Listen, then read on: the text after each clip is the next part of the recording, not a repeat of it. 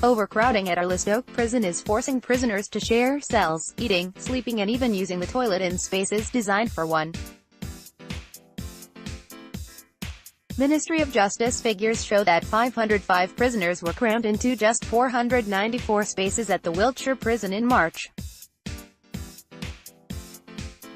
Campaigners say that the unchecked rise of the prison population is responsible for the huge increase in assaults on staff and other inmates, a situation described last week as a national emergency. The prison service measures its own capacity in terms of certified normal accommodation, the number of prisoners it says it can accommodate and the good decent standard of accommodation that the service aspires to provide all prisoners. With the majority of prisons overcrowded across England and Wales, it has a separate measure called operational capacity.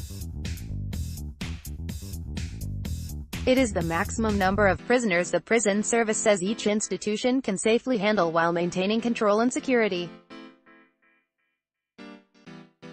In March, Erlestoke's population stood at 96% of this capacity.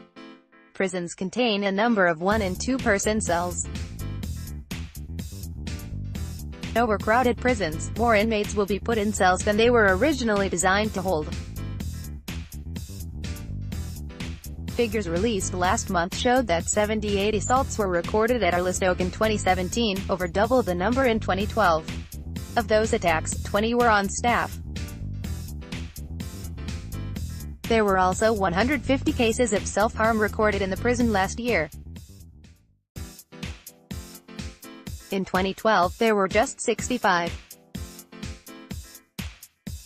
Prison Reform Trust Director Peter Dawson said, "Overcrowding isn't simply a case of being forced to share a confined space for up to 23 hours a day where you must eat, sleep and go to the toilet.